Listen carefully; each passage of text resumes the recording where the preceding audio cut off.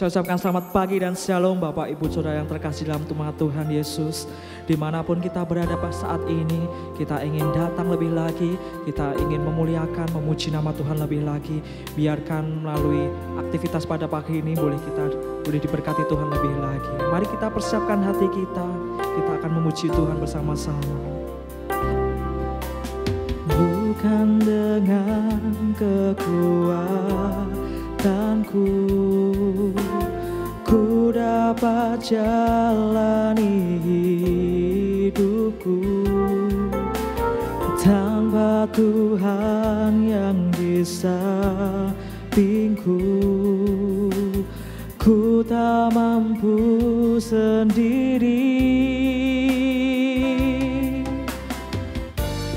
Engkaulah kuatku, Kau menopangku, ku pandang wajah-Mu dan berseru, pertolongan-Mu datang dari-Mu. Peganglah tanganku, jangan lepaskan, Kaulah harapan dalam hidupku. Mari kita katakan bersama-sama. Bukan dengan kekuatanku ku dapat jalani hidupku, dan tanpa Tuhan yang di sampingku ku tak mampu sendiri. Engkaulah kuatku yang menopangku, ku pandang wajah-Mu dan berseru, pertolonganku datang dari-Mu. Peganglah tanganku, jangan lepaskan, Kaulah harapan dalam hidupku. Ku pandang wajah-Mu dan berseru, pertolonganku datang dari-Mu. Peganglah tanganku, jangan lepaskan, Kaulah harapan dalam hidupku. Kaulah harapan dalam hidupku. Kaulah harapan dalam hidupku. Sembah Tuhan, tinggikan namanya lebih lagi, lebih dahsyat. Oh, kita padamu, kita pada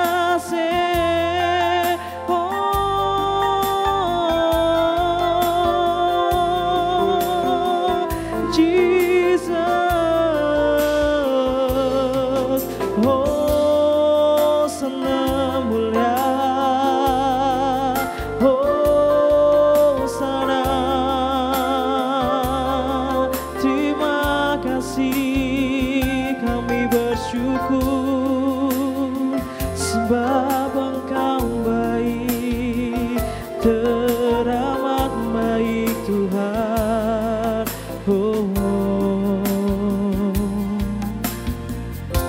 Kami bersyukur Tuhan buat kasih setia-Mu yang sangat luar biasa Bapa, buat setiap pemeliharaan-Mu bagi setiap kami Bapa, buat setiap rahmat-Mu yang selalu baru bagi setiap kami Tuhan.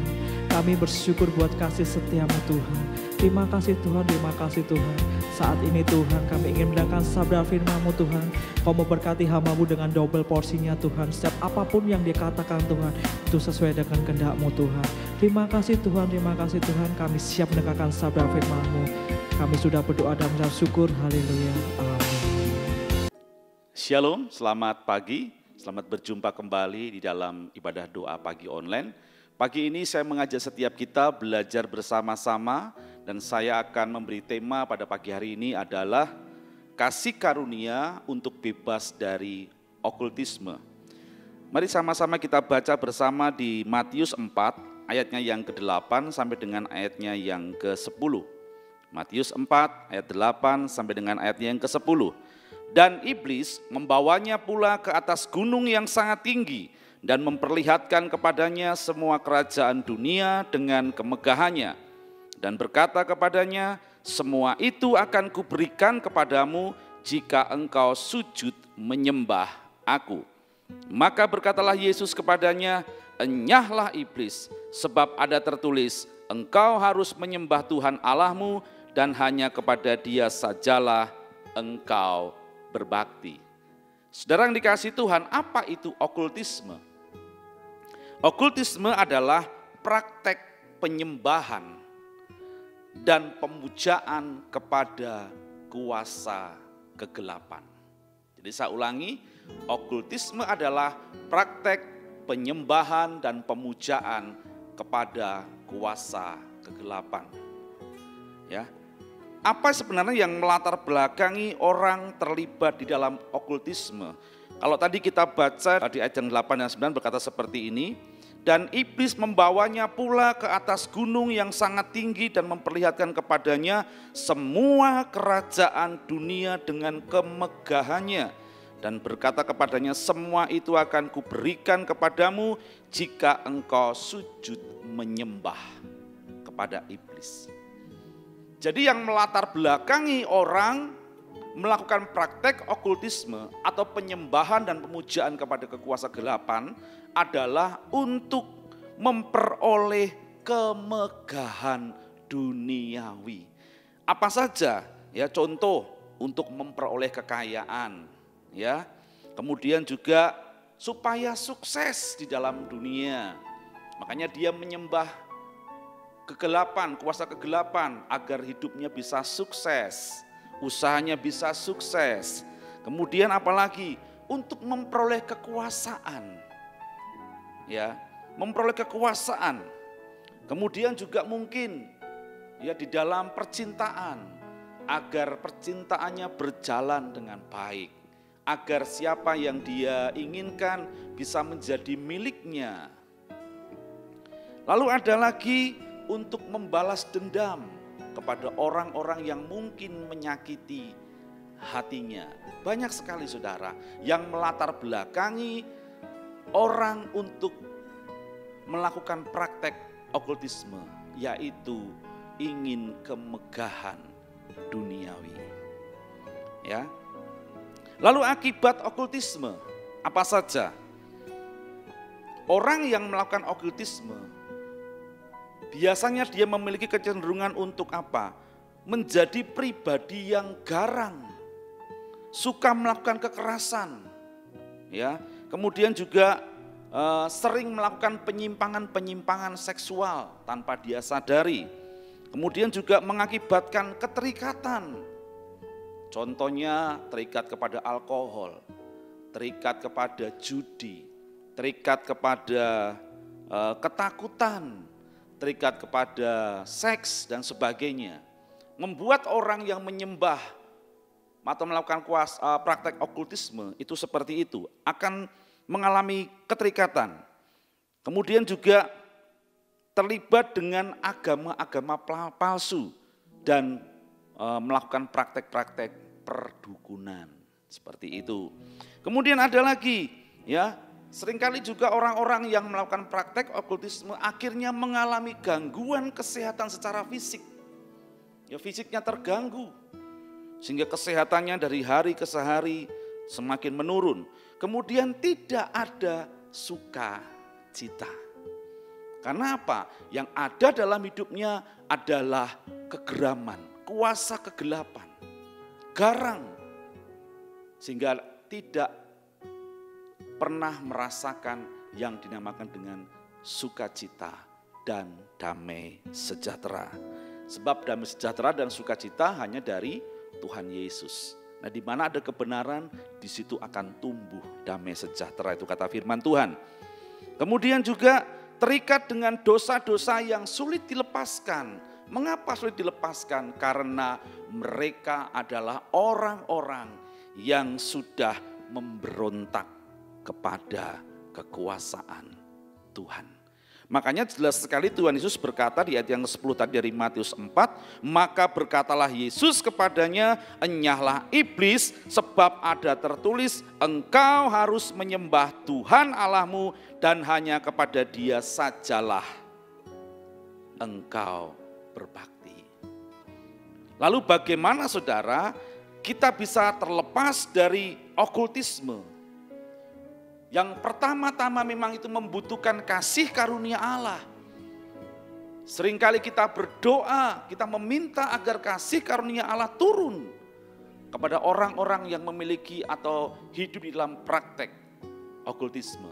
Tetapi yang terlebih dari itu, satu hal, bagaimana biar lepas dari kuasa okultisme, yaitu menerima Yesus Kristus sebagai Tuhan dan Juru Selamat secara pribadi.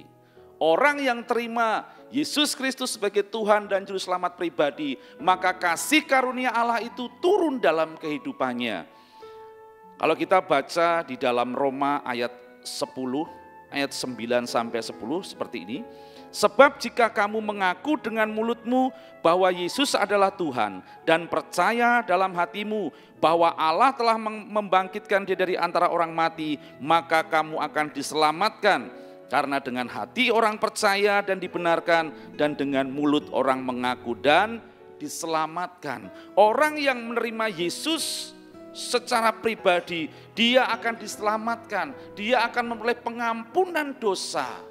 Sehingga kuasa okultisme bisa dipatahkan. Karena yang dulunya menyembah kuasa kegelapan, ketika mereka menerima Yesus sebagai Tuhan, mereka berpindah dari menyembah kegelapan kepada menyembah Tuhan Yesus Kristus. Lalu yang kedua saudara, bagaimana biar lepas dari kuasa okultisme? Coba kita lihat di Efesus 1 ayatnya yang ke-22. Dan segala sesuatu telah diletakkannya di bawah kaki Kristus, dan Dia telah diberikannya kepada jemaat, kepada kepala dari segala yang ada. Yang kedua adalah meletakkan Kristus sebagai Tuhan, sebagai hal yang paling utama dalam hidupnya. Dan yang ketiga, minta pengampunan kepada Tuhan. Buat segala dosa, buat segala pelanggaran, buat segala kesalahan yang sudah dilakukan. Barang siapa mengaku kepada Yesus, Dia adalah Allah yang setia. Tuhan akan menyucikan kita, bahkan menjadikan kita menjadi ciptaan yang baru di dalam Kristus. Yang lama sudah berlalu, sesungguhnya yang baru sudah datang. Jadi yang pertama tadi menerima Tuhan Yesus sebagai Tuhan dan Juru Selamat secara pribadi. Kemudian meletakkan Yesus sebagai yang utama dalam kehidupannya. Yang ketiga adalah meminta ampun kepada Tuhan untuk segala hal yang sudah dilakukan. Dan yang keempat, miliki persekutuan dengan Tuhan melalui doa, pujian, dan penyembahan. Seperti di ayat 10 dikatakan bahwa kita hanya boleh menyembah Tuhan dan kepada Dialah kita berbakti.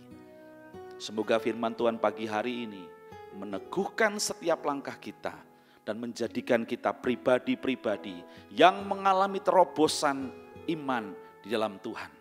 Dan mungkin ada di antara Bapak Ibu Saudara sekalian yang hari-hari ini hidupmu terikat dengan kuasa okultisme. Engkau pernah pergi ke dukun, engkau pernah melakukan praktek-praktek perdukunan dan sebagainya. Ingat bahwa yang dikehendaki Tuhan bukan itu. tetapi yang dikehendaki Tuhan adalah menyembah Allah yang benar di dalam Yesus Kristus Tuhan. Saya berdoa kiranya kasih karunia turun atas setiap saudara yang mungkin memiliki kehidupan ya atau melakukan praktek okultisme dan rindu untuk dipulihkan. Hari ini mari datang kepada Tuhan. Akui Dia sebagai Tuhan dan Juru Selamat secara pribadi. Minta ampun. Letakkan Dia sebagai yang terutama dalam hidup saudara. Dan lebih lagi, bangun hidupmu di dalam doa, pujian, dan penyembahan. Saya percaya kasih karunia Allah melimpah-limpah buat setiap kita. Haleluya. Amin.